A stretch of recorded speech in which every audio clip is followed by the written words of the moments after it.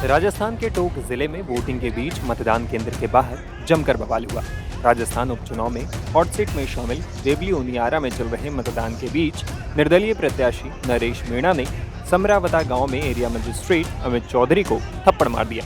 बता दें कि अमित चौधरी मालपुरा के एसडीएम भी हैं। घटना को लेकर बताया जा रहा है कि पोलिंग बूथ पर कुछ ग्रामीणों की तरफ से मतदान का बहिष्कार किया जा रहा था। इसके लिए पुलिस और प्रशासन के अधिकारी वहां पहुंचे और ग्रामीणों को समझाने की कोशिश की। इस बीच निर्दलीय प्रत्याशी वहां पहुंचे और उन्होंने एरिया मजिस्ट्रेट से मारपीट की। इधर घटना को लेकर नरेश मीणा ने सफाई भी दी। अचानक से हमें पता लगता है कि एक एसडीएम जो यहाँ बैठा है, जिसने पहले हिंडोली में एक दलित महिला के साथ मारपीट करी थी, और वो एपीओ हुआ था अमित चौधरी। उस अमित चौधरी ने यहाँ एक आंगनबाड़ी में एक जो महिला होती है उसको, एक जो टीचर है यहाँ पे उसको, और आंगनबाड़ी का जो महिला का जो पति था वो अपंग था, उन तीनों को दादागिरी से कि तुम्हें सस्पेंड कर देंगे, तुम्हारी नौकरी खा जाएंगे, तुम वोट डालो, और उनको तीनों को जबरदस्ती ले जाकर वोट उन्होंने डलवाया है। उस महिला ने अपना इंटरव्यू भी सबके सामने दिया है। उसके बाद हमें जब पता लगा तो जिस तरह से पिछले 25 तारीख से मेरे साथ हो रहा है, मेरे पोस्टरों को फाड़ा जा रहा है, मेरे लड़के अभी अलीगढ़ में थाने में बंद है, रात को मेरे लड़के बंद किए गए, मेरे को प्रचार करने से रोका जा रहा था। हर जगह ये प्लान किया गया कि भाई धीमी वोटिंग हो, इनके लोगों को वोटरों से को जाने से रोका जाए। यहाँ भी फिर हमने देखा कि अभी तक कलेक्टर नहीं आई। ये बड़ा दुर्भाग्य है। एसपी यहाँ बैठा होता, अभी मैंने आधे घंटे पहले कह दिया भाई एसपी को बुला लो, मान लेंगे, लेकिन एसपी यहाँ होते हुए भी एसपी नहीं आया। डिप्टी को भेज रहे हैं और डिप्टी कह रहा मैं आश्वासन दे दूं 2 दिन बाद में अगर हम लाख लोगों को लेकर अगर कलेक्टर का घेराव करेंगे इस मुद्दों को लेकर, तो कलेक्टर कहेगा मेरे पास तो सूचना नहीं थी। हम ये चाहते थे आज रिटर्न में केवल कलेक्टर सीएम को मैसेज कर दे भाई इन गाँव को देवली से वापस उपखंड जो इनका उनियारा से हटा के इनको देवली उपखंड किया है, जो उनियारा इनके 15 किलोमीटर पड़ता है, देवली 95 किलोमीटर पड़ता है। ये पूरा पंचायत का गांव, 8 गांव पंचायत में, उन सबका ये मुद्दा था। इन्होंने कहा भाई हमें वहाँ से हटाकर, तो लेकिन कलेक्टर ने हमारी अनसुनी करी और अभी तक कलेक्टर यहाँ नहीं आई है। फिर लास्टली हमने होपलेस हो गए, क्योंकि इनका ये मनसा है, इनकी ये मनसा थी नरेश मीणा यहाँ बैठा रहे, इसका वोट डिस्टर्ब हो, वातावरण गंदा हो, और यहाँ का जो मतदाता 800 मतदाता है वो भी वोट नहीं डाले, क्योंकि बहिष्कार का दिन उन्होंने 3 वोट डला के फॉर्मेलिटी कर ली थी। वही बहिष्कार नहीं है, 3 वोट डल गए, जो तो ये अपनी वो करना चाहते जो कर्मचारियों से डलवाए। लेकिन अभी ये तय हुआ है कि जो लड़ाई हम लड़ रहे हैं उसमें वो चाहते हमसे ये थे कि वोटिंग नहीं हो, तो हमारा उनका मकसद सफल हो रहा था। ऐसे में मैंने अभी फैसला लिया है। एक सीओ साहब आए, रघुवीर सिंह जी, उन्होंने कहा मैं आश्वासन दे दूं। हमने मना कर दिया, सीओ का लेवल का नहीं है। सीओ का लेवल का होता तो हम एसडीएम से बात कर लेते। हमने कहा कलेक्टर लेवल की बात है, हमने सीओ से मना कर दिया, आप आश्वासन मत दो, हमें आश्वासन की जरूरत नहीं है, हमें कलेक्टर का आश्वासन चाहिए। मैंने उसके बाद सभी गाँव वालों से कहा है आप अपना वोट चालू करें। उनका वोट डल रहा है, मैं यहाँ बैठा हूँ, मैं यहाँ अन्य बूथों पर भी जाएंगे, मैं कहीं नहीं जाऊँगा, मैं यहीं बैठा हूँ। जैसे इनकी वोटिंग खत्म होगी मैं इस गाँव से मंत्रणा करूँगा। अगर इस गाँव और 8 गाँव से, जिस पंचायत में पड़ते हैं 8 गांव, जिनकी ये समस्या है, और यही नहीं मोहम्मदगढ़ की भी समस्या है, उनको भी उनियारा से तोड़ के नगर फोर्ट में जोड़ दिया गया, देवली में जोड़ा गया। वो जितने भी गांव जो इस परेशानी में जूझ रहे हैं उनकी मैं बैठक लूंगा, और अगर ये फैसला सुनाते हैं, अगर ये आंदोलन की राह पे चलते हैं, तो मेरा तो मन है, मेरी इच्छा इनसे प्रकट कर दूंगा गाँव वालों से।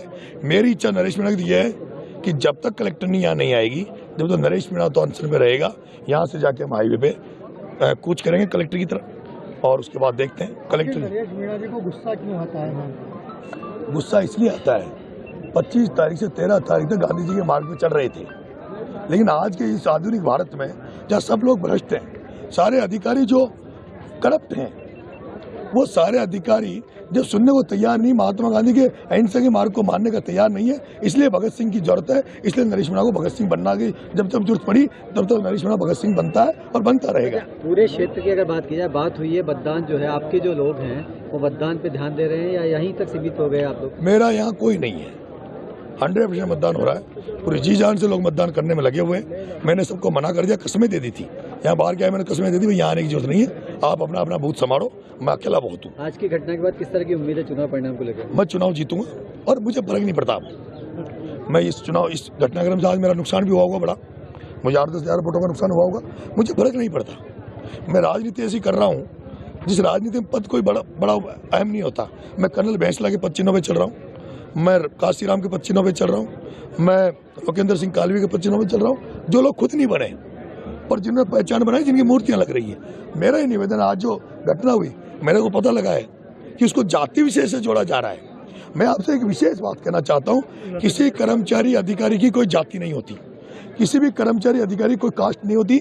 अगर वो एसडीएम होता, उसके शीश पे नहीं लिखा होता कि वो जाट है या वो कोई फलानी जाति का है, वो अगर मीणा होता तो भी पिटता। और मैंने थप्पड़ मारी है, मैं मानता हूँ, और उसको मैंने दुखी हूँ कि उसकी एक पड़ी, उसकी दो पड़नी चाहिए। जब मुझे ये पता लगा, अफसोस अब हो रहा है। अफसोस इसलिए हो रहा है मुझे, जब बाद में ये पता लगा कि इस अमित चौधरी ने हिंडोली में एसडीएम रहते हुए एक दलित महिला के साथ बदतमीजी करी थी, उस दलित महिला के साथ मारपीट करी थी। उस मामले में एपीओ हो चुका है और ये इतनी एकड़ी में ये गुंडा मानता है अपने आप को, वही गुंडागर्दी यहाँ कर रहा था, जबरदस्ती वोट दिला था। मैं उन जाट भाइयों से कहना चाहता हूँ जो इसको जाति का मानते हैं, अगर ऐसा मानते रहे तो कल से इस देवली उनियारा में एक नारा दिया है मैंने कि अगर कोई अधिकारी कर्मचारी भ्रष्टाचार करेगा, कोई किसानों से आम जन से अगर रिश्वत खाएगा तो उसको नरेश मीणा काला मुंह करके गधे पे बिठाएगा, वो किसी भी जाति का होगा। अब अधिकारी कर्मचारी तो जाति सबकी है, लेकिन मेरा ये मानना है कि इसका मतलब कोई ब्राह्मण से हो गई तो ब्राह्मण नाराज, बनिया से हो गई बनिया नाराज, गुजर से हो गई गुजर नाराज। मुझे क्या पता, यहाँ तो एसडीएम शत्रुघ्न गुजर लगा हुआ था, अगर वो होता तो उसके भी पढ़ती, मीणा होता तो मीणा की पढ़ती, कोई राजपूत होता राजपूत की पढ़ती हो तो पढ़नी थी, और वो कम पढ़ी इसके तो। वहीं मामले को लेकर मीडिया से बात करते हुए टोंक के पुलिस अधीक्षक विकास सांगवान ने कहा कि एसडीएम की तरफ से शिकायत दर्ज करवाने के बाद मामले में आगे की कार्रवाई की जाएगी।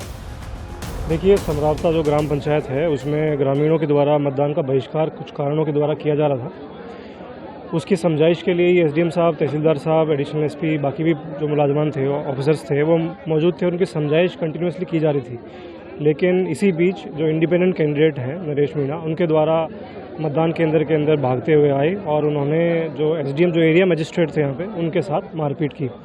तुरंत जो एडिशनल एसपी थे मौके पर, उन्होंने अतिरिक्त जाब्ता लगा के उनको केंद्र से बाहर निकाला।